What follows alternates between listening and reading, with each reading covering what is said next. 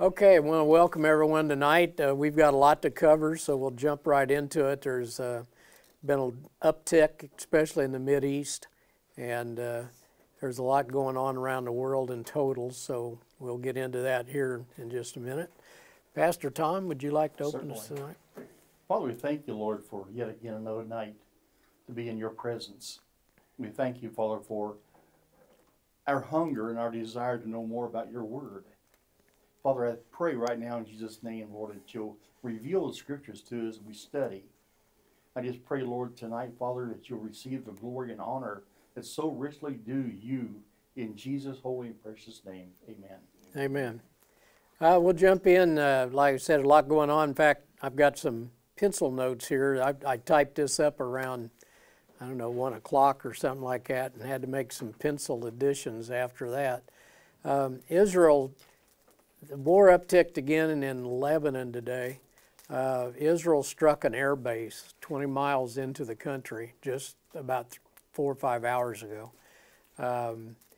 There's two things going on there. Of course, this is Hezbollah. This is in southern Lebanon. The air base that Iran's been using to funnel stuff into Hezbollah, I forget the name of it. I don't think, oh no, I did write it down. Kalat Yeber. It's 20 miles off the border with Israel and Lebanon.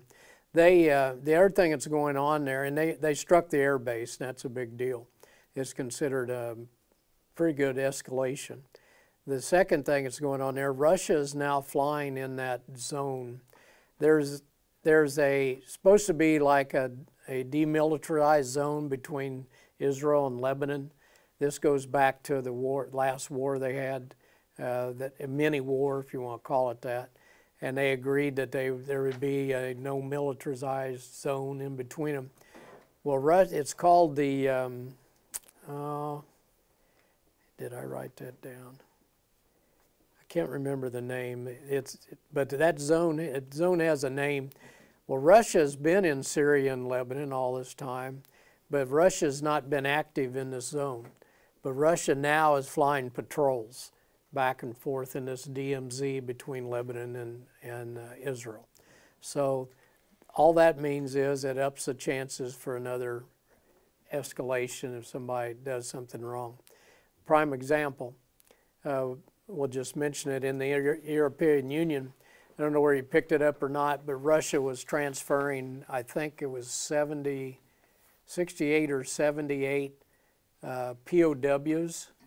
Ukrainian POWs, they were bringing them back into the Ukraine for a exchange. Well, it appears the Ukraine shot the airplane down, and it killed all the passengers plus 9 crew.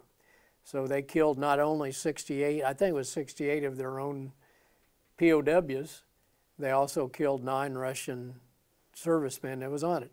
And the thing was at first, this I just picked up on just a little bit ago, the Russians were saying, hey, they knew we were coming. And Ukraine was saying they shot, that it was not a mercy mission or something like that, but Russia has proof that they radioed Ukraine 15 minutes before they entered the airspace and said, we're coming with a load of your people. And somebody shot it down. So anyhow, that shows you how things can get blowed out, just like Russia flying back and forth in this zone. Hezbollah can shoot a Russian down maybe and blame it on Israel. And that's kind of what you're seeing in Gaza Strip now. Things are going on. There was some people killed in the Gaza Strip there at the major city they're working on now, trying to get the terrorists out. It was I believe a school of some sort, and a bunch of kids. Well, they got shelled and they killed some children. Israel right now said that we're investigating it, but they're sure that it was Hamas did it to be able to blame it on Israel. So that's the kind of things that you see that's going on right now. Talking about Gaza Strip, and this kind of blew me away a little bit. The UN has 13,000 employees in Gaza. Isn't that something? Can you imagine that? 13,000. So I got online, and so I just asked, I got that, if they had 13,000 employees in Gaza, how many people does UN employ? Well, according to their website, the first 3 or 4 times I tried, I couldn't get through the system. And I finally got through. It says they only have 37,000 employees. So something's wrong somewhere. But the point is, the UN has thousands upon thousands of employees in Gaza based on their, and this was their figures. They said they had 13,000 employees in Gaza. But guess how many of them knew about the tunnels? Why, 0? 0. Nobody knew about the tunnels. So what this is showing you is this.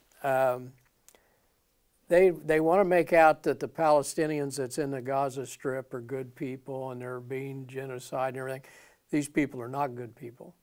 These people are behind Hamas 100%, it appears. There's been very, very little pushback from the public in Gaza on Hamas to stop this war. There's been some. Can't say there's been none. There's been some.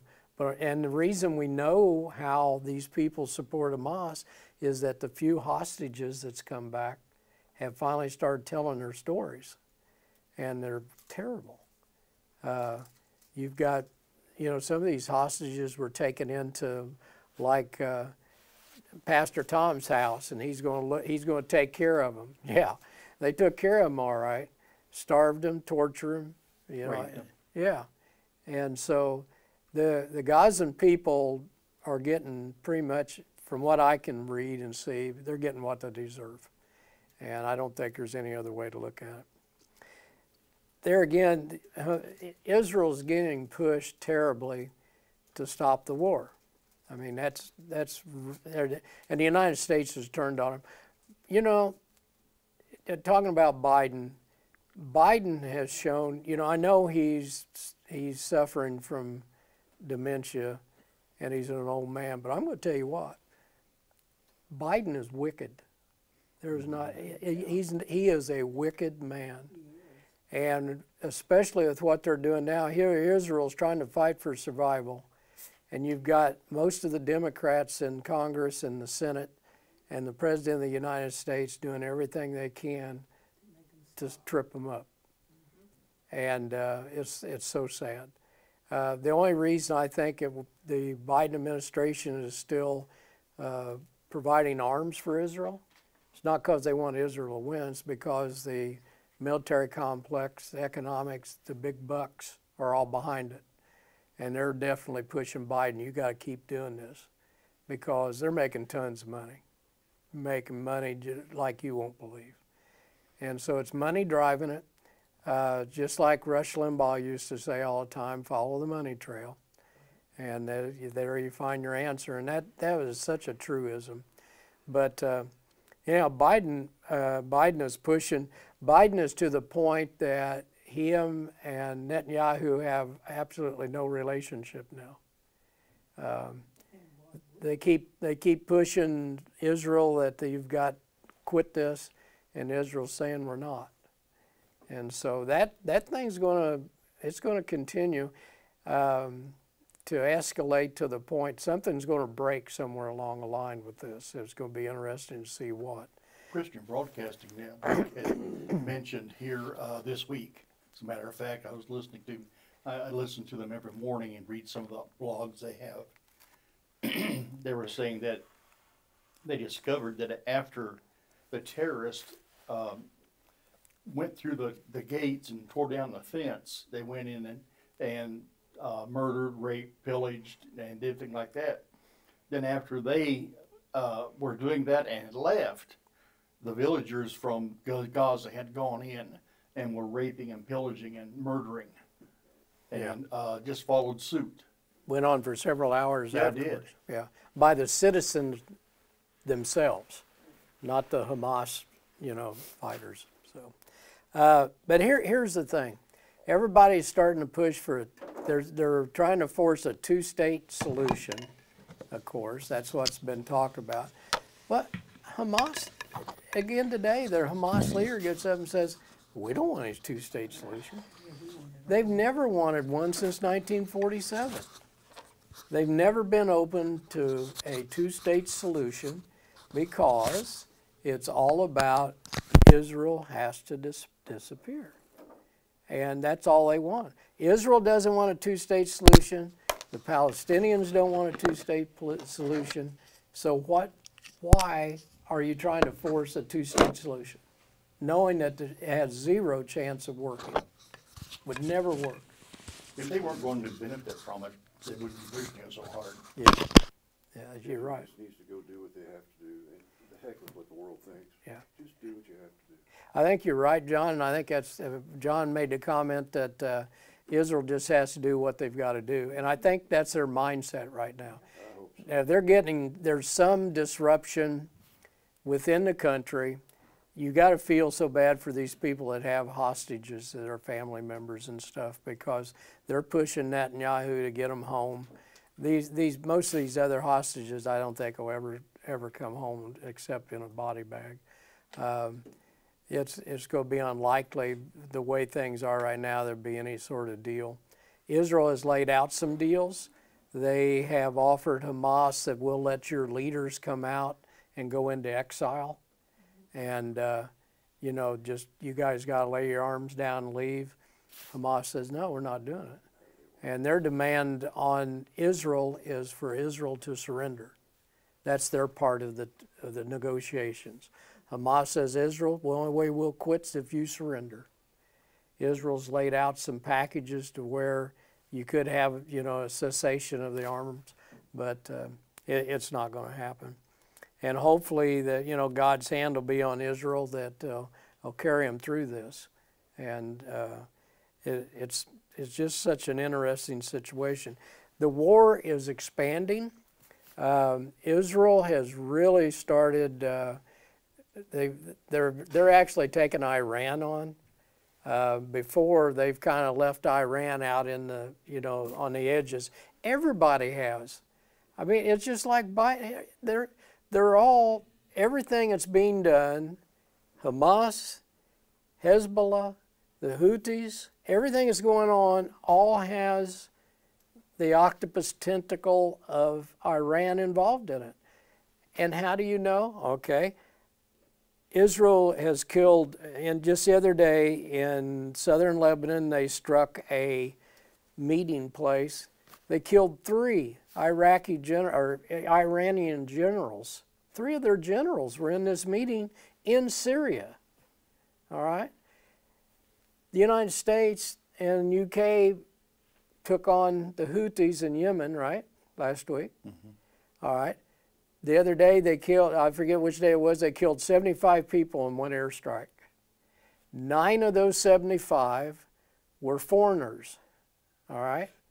Of those 9 people, 3 were Iranian officers, and 6 of them were Hezbollah officers in Yemen. So who are you fighting? Here, this is the thing. They are letting Iran get away with fomenting all this war, and they're not punishing Iran a bit. In fact, just this week, the United States, Biden allowed Iran to have more money. Yeah. They're funneling money to them, another $10 billion.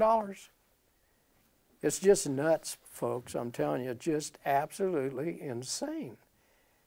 But that's what it do. It's as insane. You know, we could spend all night probably talking about the border crisis. It's just as insane what's going on there as what we're doing overseas. It's really unbelievable when you stop and think where we're at. And it doesn't look like it's going to get better anytime soon. Honestly, Doug, I think this may very well go into the leadway into the Gog-Magog war. Well, I do too. But we're I already think you're right, in Tom. the Psalm 83 war now. Yeah. So, you know, and Israel is really losing face around the world. Yeah. You know, people are really hammering them for, you know, and I hate to say this, my daughter the other day has been sending me information, and she had eight little figures. Each one of them had a leg missing. And she said, this is 8 more Palestinians that have been wounded and or killed because Israel's oppression. And, you know, we have sent her information. I said, you need to do your homework. I said, if you want to talk history, talk to me. I said, I know it. And I said, you're not going to tell me that everything that's happening over there is all Israel's fault. It is not. And I said, you need to really investigate and do your own research. She's getting her research off TikTok. She is. Yeah. She's getting it all off of the internet. Yeah. And she went to, and I'm not bad mouthing any university, but she went to a local university, and there's a replete number of Palestinians and or Eastern countries. Pass them around. So Yeah. anyway, that's a sad fact about it, that. So like I said, and like what Tom was talking about here, we look at the '83 war possibly becoming the Gog-Magog war. Well, you see little things like this thing about Russia. It's called the Bravo line. Russia's now patrolling the Bravo line between Lebanon and Israel. Okay, so now this brings Russia in to an opportunity to become involved in this conflict down in the Mideast. And of course, the Gog-Magog war is, they think, Russia's involved in that. So anyhow, you see, you have your radar on a little bit. I think Tom and I do when we read these small things, that all of a sudden, here's maybe another little piece of the puzzle falling into place. I just papped a map around. This is called the Al-Aqsa Triangle. And as you can see, how it surrounds Saudi Arabia, and actually the purpose of this is, the Houthis say they will shut down the Al-Aqsa Triangle, meaning that when you're looking at that map, the top point of the triangle is the Suez Canal. If they shut that down, they've already shut the Red Sea down to any ships that's bearing anything to Israel, has got anything to do with the West. In fact, today there was a big container ship that was coming up through the Red Sea. They attacked it. The United States was able to knock down the missiles, but one of them got within, I think, like 100 yards or something of the ship before they took it out. Maersk is the big shipping company. They've said we will ship nothing else through the Red Sea. They've been shipping here the last couple of weeks because the United States and UK was saying, we'll protect you, we'll protect you, we'll protect you. It's getting too close for comfort. Now, what you see here, if you look at the bottom of the point of the triangle, you see Yemen right there on the map, and that's where the straits narrow into the Gulf of Aqaba, or Gulf of Aden.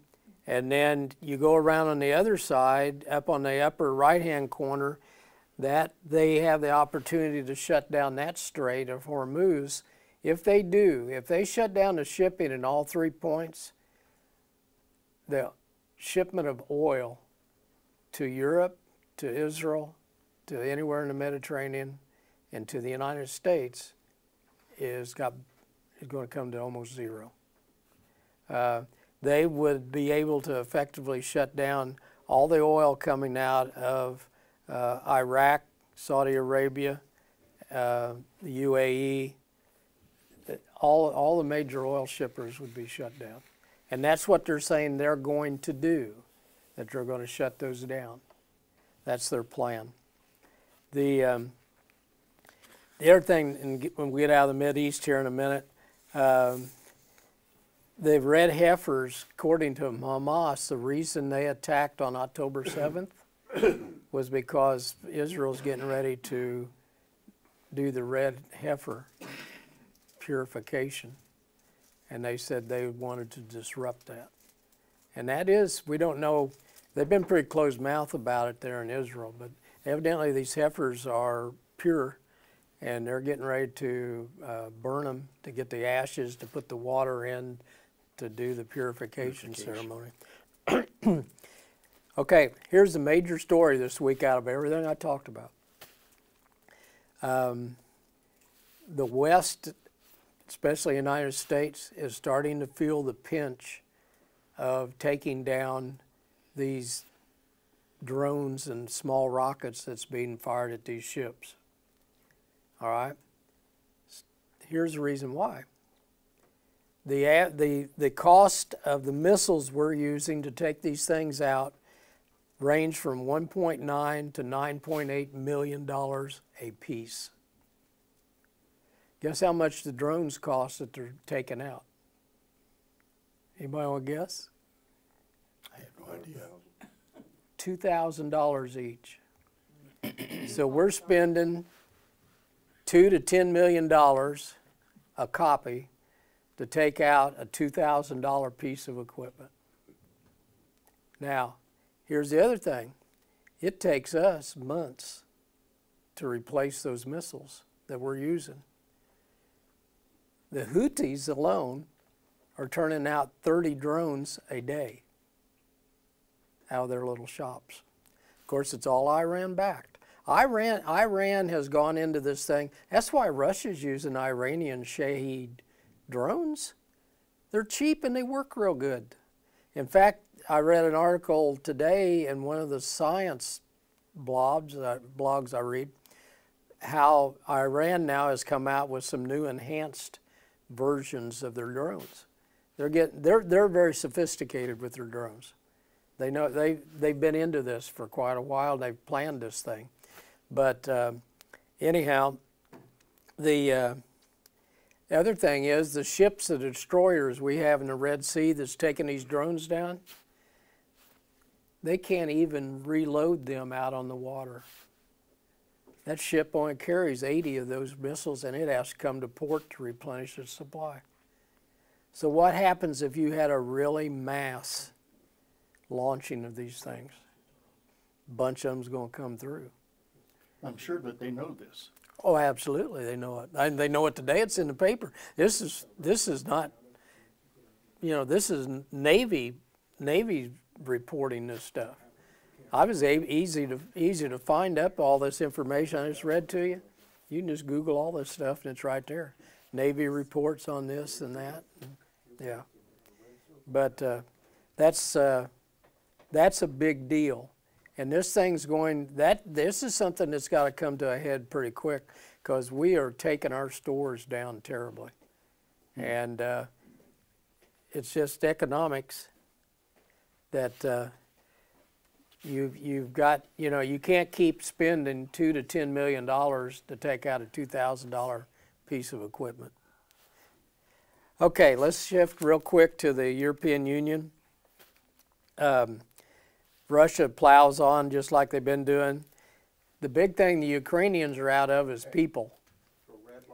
And based on what we've been told, I listen to a gentleman by the name of Colonel McGregor quite frequently on YouTube.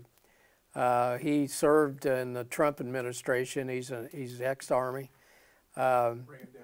He's a military analyst, West Point grad. Anyhow, he's really sharp, and he's right from the beginning. He's been calling this thing. They estimate, well, they're not. He says he is very sure on these figures that Ukrainians have lost 400 to 450,000 people killed,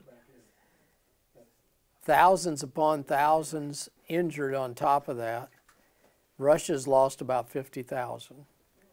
It's about a 9-to-1 ratio. I've read that here about a year ago that what was going on was that Russia was running about a 9-to-1 kill ratio. And the McGregor verifies that that's true. They're just out of people. They're out of arms and supplies. It's really a sad situation in that some of the European countries now are saying, well, yeah, we're going to send you some stuff. This stuff hasn't even been made. It's, you know, you're sometimes 1 to 2 years out before the stuff could even, the supplies they're saying they're going to send them could even get there. So the situation for them is really bad. Let's jump to the other thing I think you're going to see, and I think UK is already doing it. You're going to start seeing some of the European troops on the ground in Ukraine. I think they're probably already there.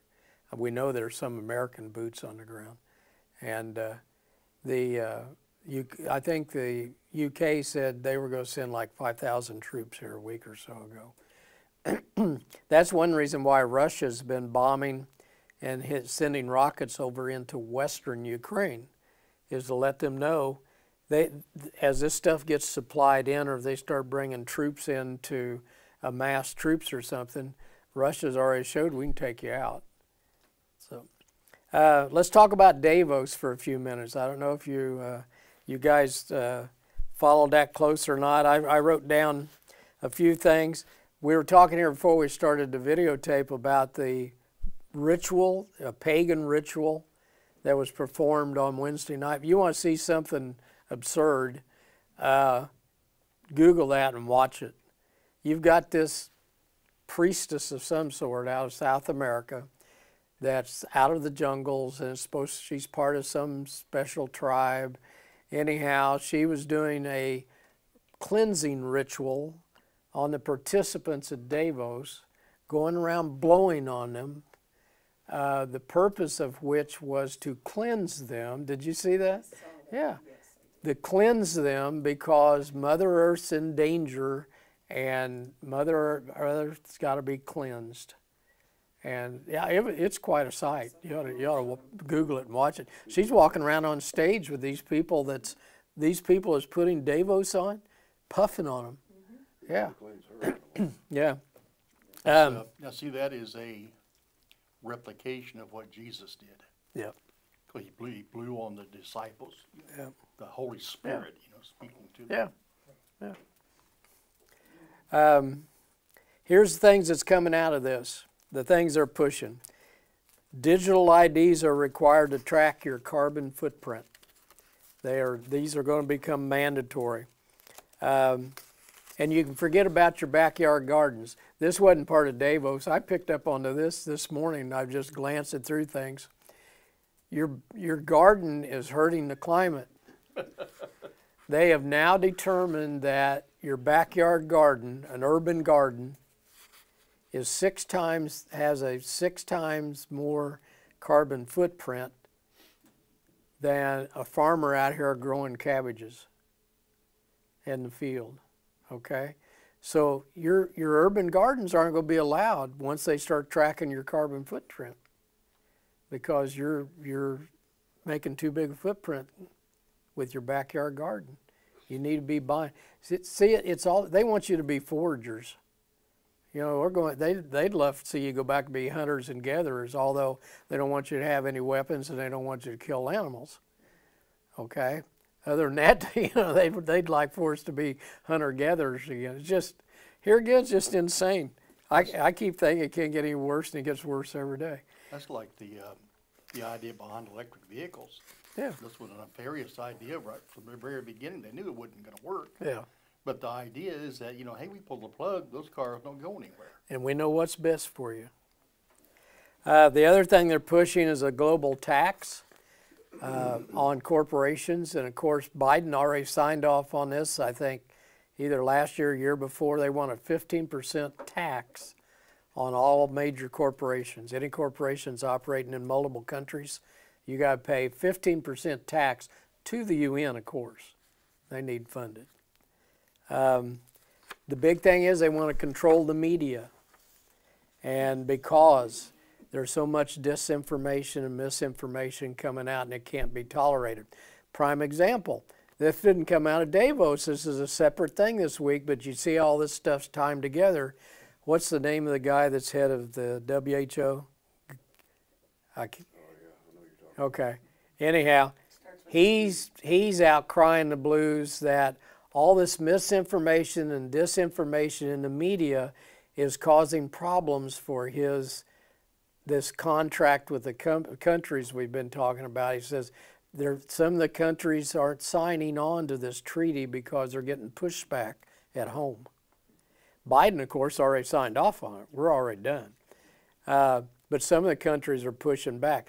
Prime example, look at the farmer revolts or protests in France and Germany. Right. They're shutting France down in places that farmers are pulling their tractors out. They're dumping manure in the roads, dumping hay, setting hay on fire in the middle of the road, because the climate changers are forcing all these new rules and regulations on them that basically will shut a lot of these farmers down and make it so you can't make a living. They're in the process of doing that. The thing is, Doug, you know, those 120 jets they fly over here to Davos Yeah. is not harming the atmosphere whatsoever. Yeah. So anyway, you want to get your eyes open on this end. Pull up tractor protest in Europe. You get your eyes open real quick. And these guys are starting to have an impact, I read today. They're starting to have an impact on the governments. And that's one reason the governments are pushing back and not signing on to this WHO treaty, where they will announce when there's a problem and they come in and basically take control. You know, this guy, it's not Guterres, I can't think of his name. He was saying, well, there's misinformation. They're saying we can come in and take control. This isn't true. BS. I read it, okay? I read the thing that was put out, the treaty that Biden signed, and it does give them the ability to do that. So he can stand up there and lie all he wants to, but the misinformation is coming from them. It's not coming from the others. Along with that, one thing that Davos is pushing, lockdowns are going to be necessary again. Yeah. Okay, they describe it as a necessary tool due to potential health contagions and climate problems. See, they're going to use these lockdowns for climate too. It's coming. Don't be fooled. If you look at Davos thing, you'll see that the new president of Argentina, Javier Milei, he was invited to speak. And he got up and talked about how bad socialism was and how it's ruining the world. Okay? And they had a couple of more speakers, but don't get fooled by that. That's a false flag to make them seem like they've got some diversity and that they're letting the people that's under, you know, yeah. It's totally false flags. So don't they get lured saying, well, they're listening to both sides. No, they're not. Be careful. Jump real quick to China. I'm running out of time here. And Tom's got some current events he wants to carry too. China's still battling their economy, and that's not going to go away anytime soon. And the Taiwan thing is still hot and heavy. Here at home, did you see where Biden's inviting the woman in Texas that sued since they wouldn't give her an abortion? Oh, yes. She's going to be at the State of the Union next week as an honored guest. Do you think Biden administration's there? I tell you what, the election this year will be so heavy on abortion and anti-abortion. That's where it's coming. But I tell you, I think a lot of people is going to get their eyes open that there's a whole lot that comes along with this abortion and people's agenda besides abortion. Right. And so far we've seen it in Iowa and New Hampshire. We'll see if this trend continues or not. South Carolina will be interesting to see. The WHO treaty that I'm talking about is some pushback, but they're determined to make it happen. They're gonna keep pushing this thing through. So, what do we do based on Mr. Stanton's? I asked here a few weeks ago. I keep that in the back of my mind all the time, buddy. That's a good question. What should we be doing? I'll send you real quick to 1 Corinthians 3:17 or 3:7. I'll read it to you. It says, it's not important who does the planting or who does the watering. What's important is that God makes the seed grow. So don't get frustrated. I thought about this scripture Sunday during Pastor's message.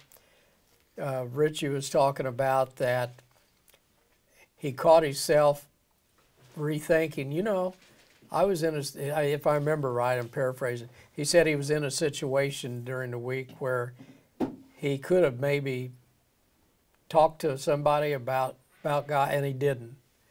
I've done that too, and it makes you feel so bad. I can remember one morning in Kroger's, and I was in there in the liquor department, and had a guy. It was like they just opened it. It was like 9 o'clock in the morning, and I'd went in to get a box of wine, and so I'm standing there waiting for him to open, and while I'm waiting, I waited about 2 or 3 minutes. I could see through the store out to the outside. There was a guy, really disheveled looking. You could just tell he was hurting, and he was waiting for the door to open from the outside. So I went in. He came in the same time. They opened the doors. I felt the urge that I should have talked to that guy because I knew why he was there, and I didn't do it. So that's the thing. You worry about seeds, planting seeds, and then watering things, and you sometimes wonder about what should I be doing to make things happen. Well, 3:7 says what's important, God makes the seed grow, but you got to do the planting, and then you got to keep doing the watering. And in a situation like that where Richie was in or I was in, it could have been just a case of us watering a seed that had already been placed in that person. And we had an opportunity to throw some water on it. You with me? We could have helped make it grow a little bit possibly, and that was our purpose. Don't sidestep that. And then I'll give you one more verse tonight, James chapter 5.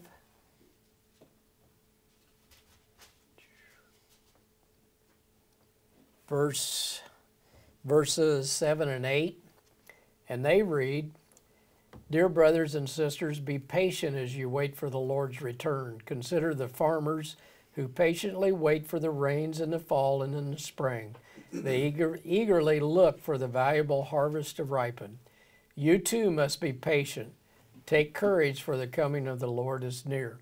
And it's back to this thing, just continue planting and watering and be patient. That's the key. And I think both of these verses fit in really well together. So I have something too that, you know, is just food for thought, you know, and all of this recklessness that we see taking place right now. It's just something real simple. God's will is going to stand. yeah. When everything else collapses and falls away and becomes impermanent and insecure, it disappoints us and maybe even deceives us. There's one thing that's going to stand secure, and that's God's will. Yeah. Nancy brings up a good point. As we see things falling apart around us, need to understand that God's will prevail. It's going to prevail, and it's going to be there, and it's going to be solid. But so anyhow, Tom, you got a thing you wanted to cover tonight Yeah. too. I was watching CBN this week, Christian Broadcasting Network, and perusing through some of the articles they had. And one of the articles they were talking about this week ties into what we're going to be speaking about. And that is over in India, they have quite a large Christian community. But they're 80% Hindu, 20% Christian. So the Hindus go and try to stamp out Christianity. So they do this by burning the Bibles, burning the churches. They were talking about one pastor and his son who was in a car. They set the car on fire. Now, according to what CBN was talking about, this is Christian Broadcasting Network, that even though the prime minister and in their constitution, they allow for other religions. They allow for Christianity. It's another religion. However, it is kind of a do as I say, not as I do type thing. And they, dare I say, wink at the persecution and things like that. what was really interesting to me was that they were talking about a paramilitary group that India has that's going on there. You may have heard about it, you may not have. But they have a paramilitary group that dresses in a light brown shirt and dark brown trousers. And they're an enforcement group, and they call themselves the Brown Shirts. Yeah. Anybody know what the Brown Shirts were? Yeah. It was Hitler's hitmen. Yeah. They were thugs. They would go in and beat people down and make sure that they listened to what Hitler was going to say. And so they had quite a number of them. And they were reporting that the number one seller, the book seller over there, was Mein Kampf, which was really interesting because of the fact, I was telling Doug, this has come full circle now. You have Christians as well as Jews being attacked, and we're having a cleansing, if you want to call it that, a cleansing to try to eradicate or do away with these things. And it's really interesting that you have this paramilitary group that they are trying to stamp out. As another case of point, this just recently, within the last couple of weeks, President Biden had signed into legislation or had passed legislation that they were going to try to investigate and or corral all paramilitary groups in the United States.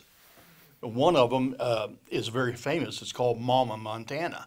It's a very large group, and they are so large that the police department and military even call on them from time to time to come in and help. They will deputize them for a certain situation that's going on, and they come in and they help. Well, now we have an ordinance that they're going to try to corral and do away with these paramilitary groups. They don't want people to be armed. And one of the articles I was reading this week was that even if you have a concealed carry permit and you're caught in a situation where you are required to use your gun and defend yourself or someone else, they make it so hard with court situation going on, with trials, micromanaging the situation. And the thing is that you don't hear anymore about the paramilitary groups on the other side. We have a lot of paramilitary groups in this country that are not part of the United States. You know who I'm talking about. One of the officers at the border was confronted this week. The guy came across the border. He said, "You see me now, you're going to see me later." Yeah. And the thing is, Biden had, the Supreme Court had voted that, yes, we're going to take down the razor wire. Okay, take it down. Why? Well, Biden let it slip that they are wanting to let military-aged men come across the border. Now, it doesn't take a genius to figure. I'm not the brightest bulb in the box. I may be a 20-watt for all I know. But I can tell you right now, it doesn't take a genius to figure out what they're doing. They're going to dismantle what we can't do and entitle what another group can. And they're going to use it. One of the things that came out this week that I was listening to this was a January 6th thing, and it was in comparison to the Black Lives Matter and Antifa riots that were going on in Washington, D.C. There was nothing done to stop those people. Matter of fact, the mayor would not allow the police department to go in and help the secret police and the National Guard to corral this thing. They burned that. They set on fire the church that was there, the national church that was there. They did a tremendous amount of damage, and yet nothing was done. And yet, when you have the January 6th thing, and I don't agree what they did, I don't agree at all. However, there is not a same scenario situation going on when you have people that are on January 6th, many of them are in jail, still in jail after 2 or 3 years. With no charges. Sorry? With no charges. With no charges. And that's amazing. John said no charges. And it's a sad situation that's going on. And now you have the Speaker of the House, who's a Christian, an ardent Christian, and he's really trying very hard to make known what was actually happening on January 6th. Because when you hear the left talk about it, it was a horrible situation. It was the next thing to Pearl Harbor, you know. Well, they call it an insurrection. Right, an insurrection. It wasn't. And insurrection, you can't do that with pitchforks and hoes. You know, you have to have guns and things. So The sad part is, though, the Republicans now have all the tapes and everything, and they pledged to release them. That's been 2 months ago. right. They've released almost nothing.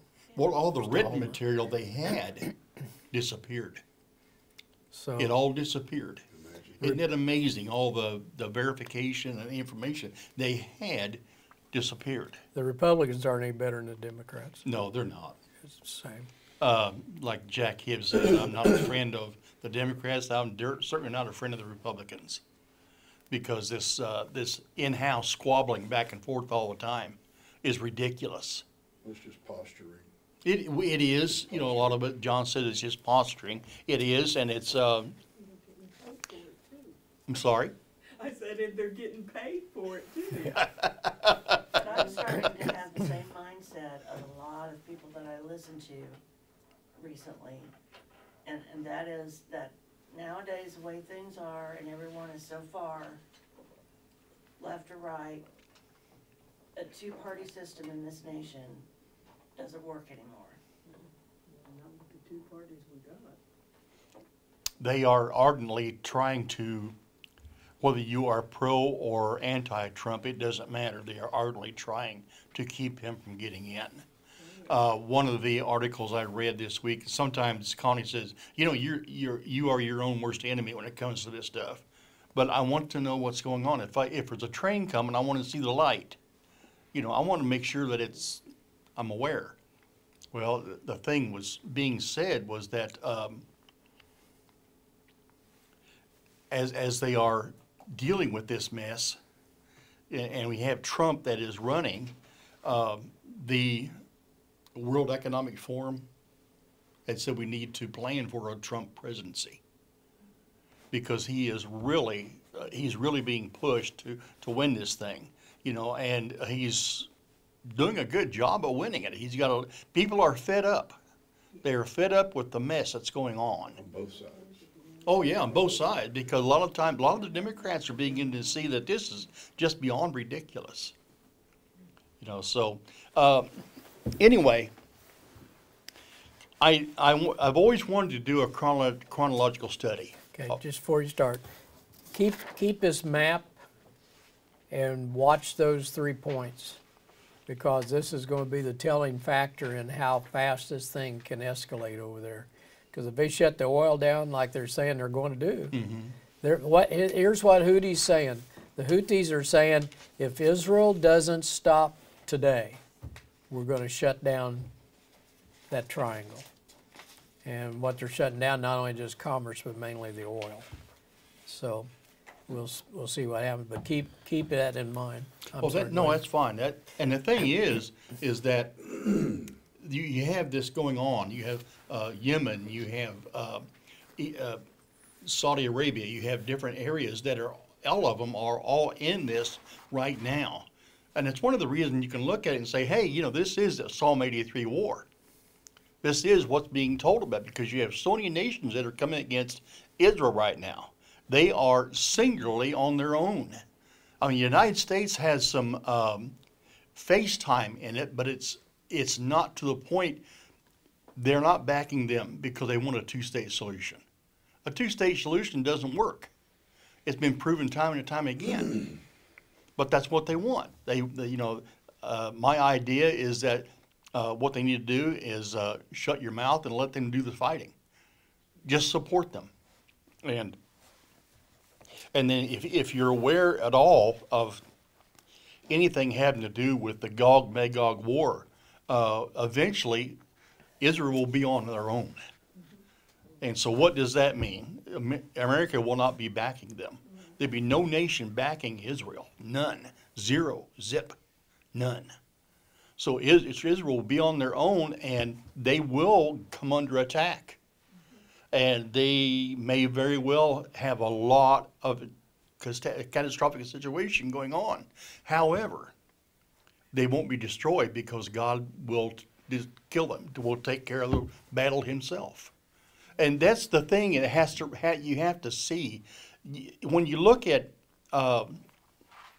many Jews, and I'm not saying this I don't percentage-wise. I don't know, but when you look at the situation, many Jews are agnostic. Oh, yeah.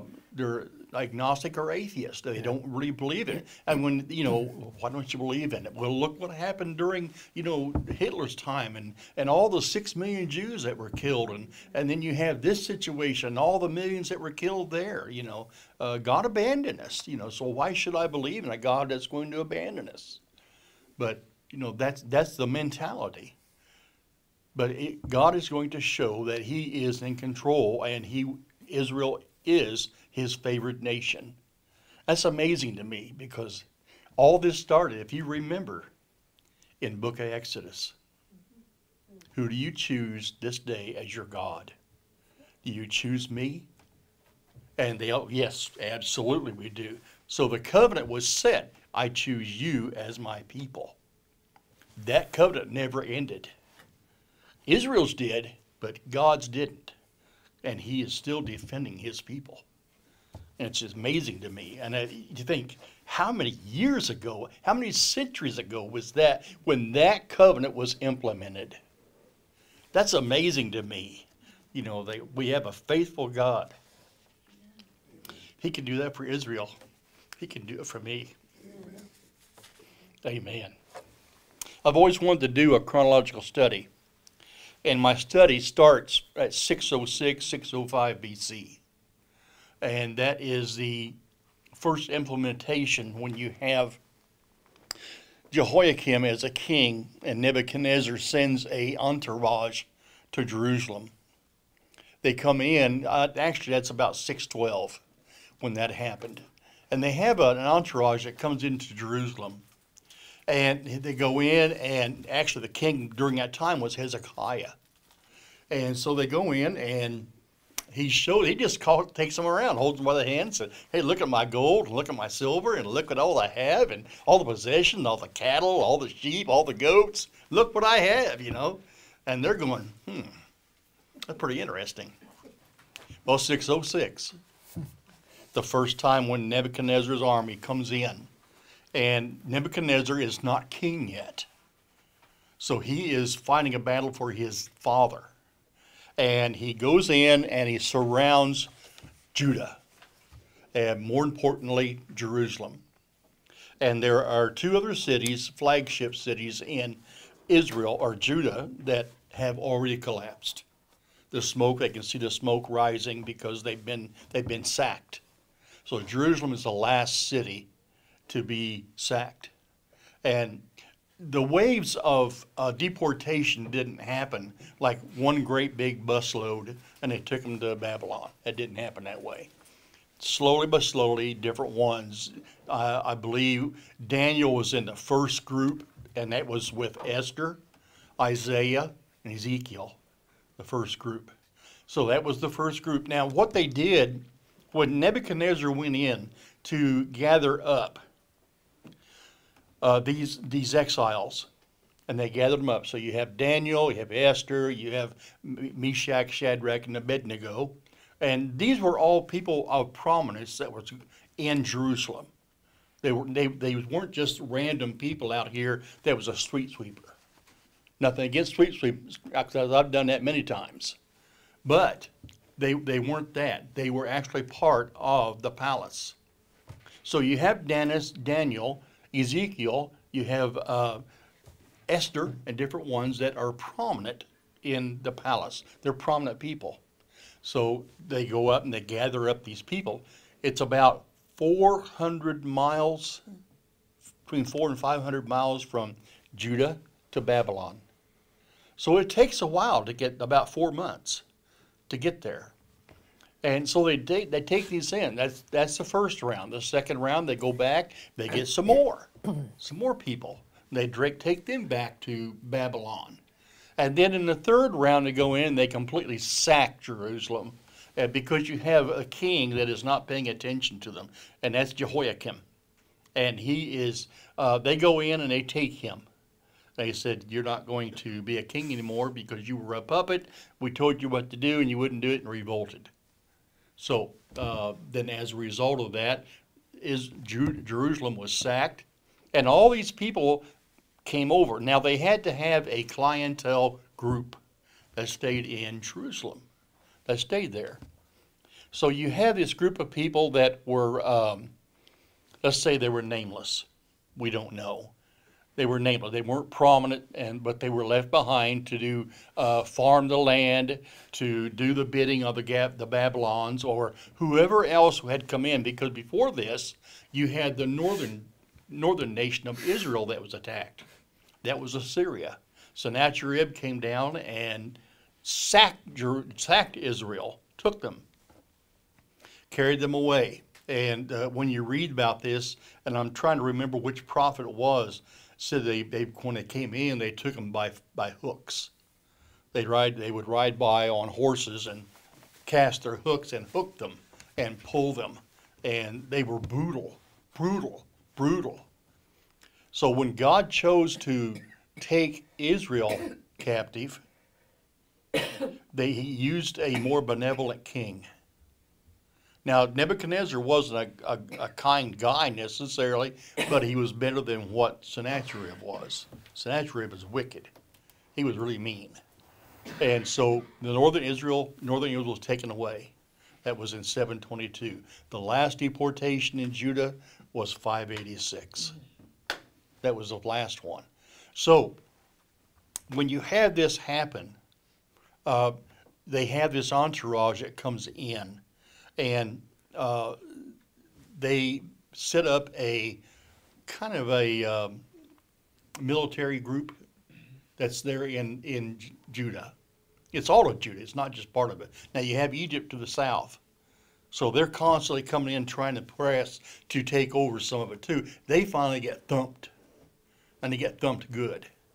And so they go back home with their tail between their legs, and Babylon controls it. So what you have in Israel, because by this time parts of Israel are left, and you have Judah that's controlling parts of Israel, even though it's been defeated too. And what they do is they go in and they intermingle. They have the Babylonians go in and the Assyrians go in and interbreed with those that are left. So they create a new race. Now why do they do that? They're trying to wipe out the Jewish nation, completely wipe it out. No trace of them. So there was another king during the time of the Maccabees, and that was Antiochus Epiphanes, that came in and tried to wipe the history of Israel completely off the map. That was, if you ever get a chance to read 1st and 2nd Maccabees, do it. It's wonderful. I read it every year, just to go back and study it and read it again, to find out. It's pure history. It's just pure history, and I love it.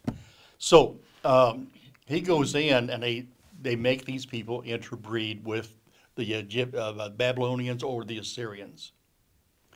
If you take a huge step forward into the time of Jesus, Jesus is talking to a woman at the well. You remember who she was? Samaritan woman. What was a Samaritan? They were a dog. Why were they a dog? Now, I'm not calling that. I'm telling you, this is what the Israelites thought of them.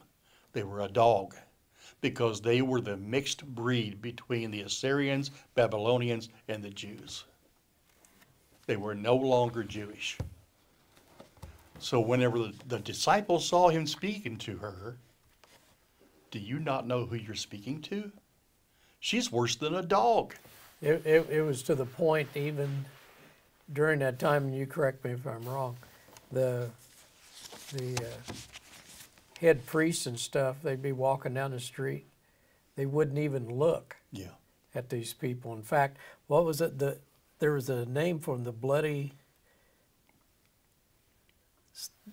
The Jews had a special name. You got me. Okay, I'll look that up and make it and get it the exacts on it. But the Jews have a name for those priests and stuff because they would actually close their eyes and look away and walk into stuff, and they would bloody themselves running into stuff. They actually had a nickname for them. But that's how bad. I mean, that shows you the point of how far down that Samaritan woman was, that they wouldn't even look at them, wouldn't glance at them.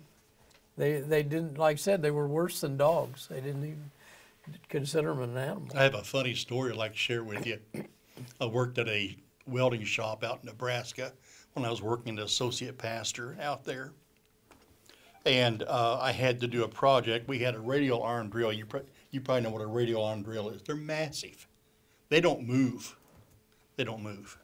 So I was walking through the shop, and what they would do is each welder, they would give a welder a blueprint and a list of materials. This is what you've got, the truck's unloaded out there, and this is what every piece has to have done to it. So you'd read the blueprint, you find out what it is. Well, I was walking through, and some of that stuff had to be drilled. You know, so I was walking through there, and I was looking at this print. And the idea, the thing you were supposed to do, every time that you got through using the radial arm drill, you swung the arm back to where it was against the wall. And I was walking along reading that thing, and I hit that thing dead center of my forehead so hard. I had an upper plate at that time. It came out, and I caught it in my hand. I saw stars. No kidding. I saw stars, and I wasn't walking fast either. I was just walking along like this, looking at this blueprint, and a wham! You know, you weren't expecting that thing to be out. Now, if you understand, that arm on that drill is the size of this table. It's massive. It's huge. What it weighs, I don't know, but when it didn't budge when I hit it. So that was just a funny story. Daniel 1, verses 1 and 2. In the 3rd year of the reign of Jehoiakim, king of Judah, Nebuchadnezzar, king of Babylon, came to Jerusalem and besieged it. This is 605 BC. And the Lord delivered Jehoiakim, the king of Judah, into his hand, along with some of the articles of the temple of God. These he carried off to the temple of his God in Babylonia and put them in the treasure of his God. His God would have been Dagon. It would have been Dagon. Not Dagon. Dagon.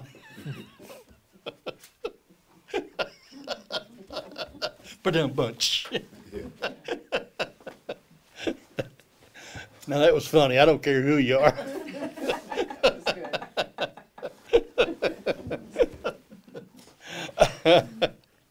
I've got a note here that I'll share with you. Jehoiakim was raised to the throne of Judah in place of his brother Jehoiahaz by Pharaoh Necho, king of Egypt. 2 Kings 23, 34 and 36. 2 Chronicles 36, 1 through 4. He contributed tributary to Egypt for 3 years. In the 4th year, which was his first year of reign of Nebuchadnezzar, who defeated Egypt in Carchemish on the river Euphrates, Judah, Syria, and other countries were made subject to Babylon. The 70 years captivity of Babylon began here, so that would have been 605. Daniel was taken captive at this time. Jehoiakim served Babylon 3 years and then rebelled, 2 Kings 24, 1 through 7. Nebuchadnezzar, being occupied in the wars, did not proceed against Judah for 3 or 4 years. Then in the 11th year of Jehoiakim, Babylon again conquered Judah. That was 2 Kings 23, 36 through 24, 7. Jehoiakim was made king, but reigned only 3 months. For Nebuchadnezzar then carried him captive to Babylon and made Zedekiah king of Judah. He reigned 11 years and then rebelled against Babylon again against Judah and came against Judah and destroyed the nation and the city of Jerusalem, taking most of the Jews captive. It's 2 Chronicles 36, 11 through 21. If you haven't figured it out by now, I love history. In high school, I hated it. Absolutely hated it. And in college, I didn't like history because it was all they wanted you to do was try to read it quickly, pass a test with it, and then move on. So you really didn't get a chance to really understand it. After I graduated from college, I really got a thirst and a hunger for study. I really wanted to study. And I became, as I grew older, I was able to amass a really good library. And that library really helps me a lot. And I was able to read and find more information about the subject I was trying to study. So this is one of the things. So the note here is that Hezekiah played the part of a fool on this occasion by showing the spies from Babylon all the treasures of Judah. And the article here is out of Isaiah 39. And this is 700 BC at this time. 700 BC. And in verse 1, at the time of Merodach Baladan, the son of Baladan, the king of Babylon, sent letters and the present to Hezekiah, for he heard that he had been sick and had recovered. And Hezekiah was pleased with them and showed them the house of his treasure. Here we go. The silver and the gold and the spices and the precious ointments and all his armory. And all this was found among his treasures. There was nothing in his treasures, there's nothing in his house or in his dominion that Hezekiah did not show them. Then Isaiah the prophet went to the king Hezekiah and said to him, what did these men say, and where did they come from? Hezekiah said, they came to me from a far country of Babylon.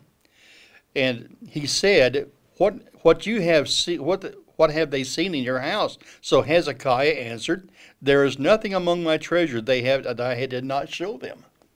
Okay?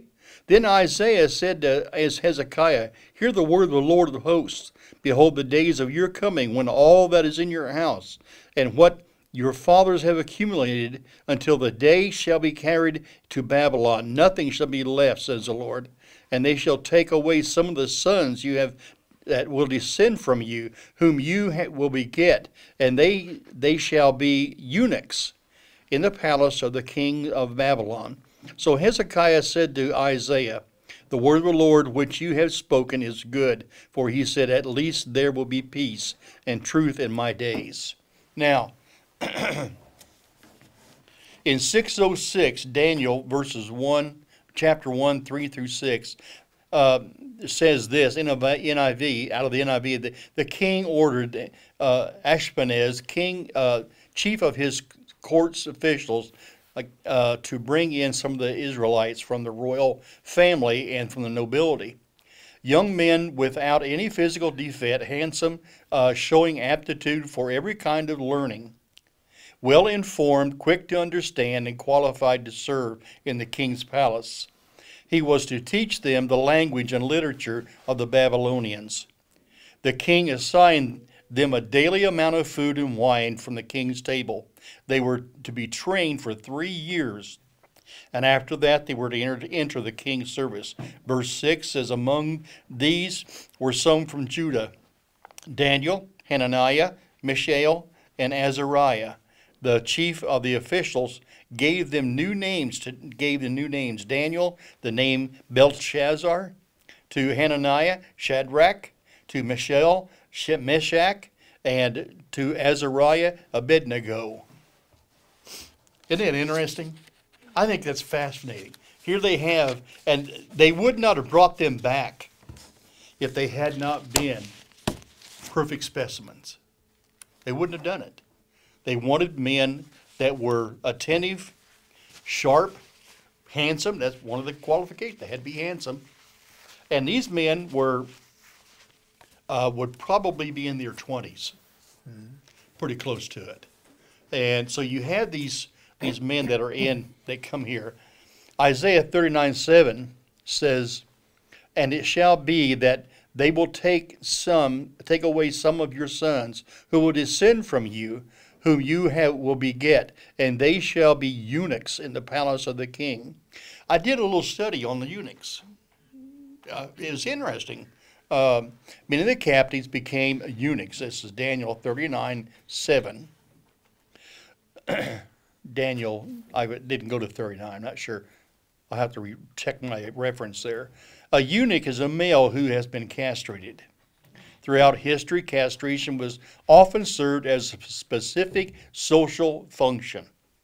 The earliest records for intentional castration to produce eunuchs are from the Sumerian city of Lagash in the 2nd millennium BC. Eunuchs have performed a wide variety of functions and many different cultures, in many different cultures. Courtiers and the equivalent domestics for the espionage and clandestine operations. Castrato singers, I had never heard that term before. Concubines or sex partners, religious specialists, soldiers, royal guards, government officials, and guardians of women or harem servants. Eunuchs were seen as more trustworthy. Now, I don't know why. Because, you know, when I read this, I'm going, So I looked up, what is a castrato singer? Why is it mentioned in this group? A castrato singer, someone castrated to maintain a boy-like voice, being a soprano or a tenor.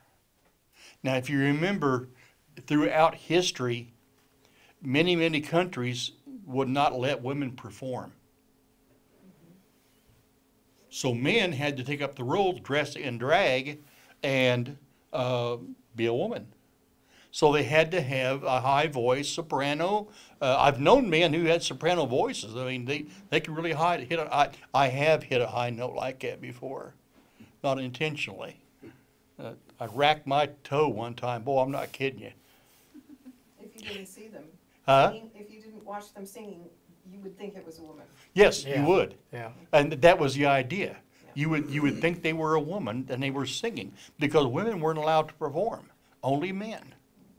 So these castrato singers were known for their soprano or high tenor voices. I have a note here. Non-castrated eunuchs, a wide range of men who were seen to be physically unable to procreate.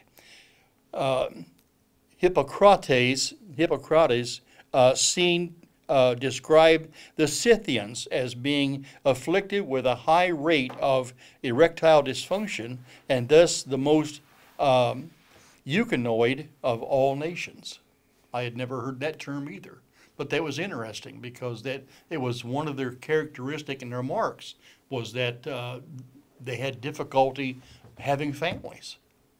So just a religious note, religious castration as part of the religious practice of eunuchs occupying religious roles. Roman followers of Cybele, which is a goddess, were called Galli, who practiced ritual self-castration. Now, I don't know how you would do that. Known as sanguinaria, that's it. Eunuch priests were also part of the Syrian cult of Atargatis. That's probably a lot more information than I really care to know about. Yeah, let's change the subject.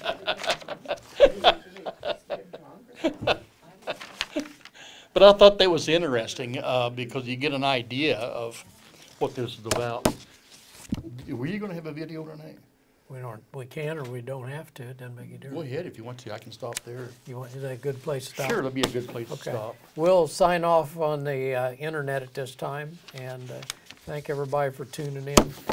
We'll throw CD in and watch for a little while.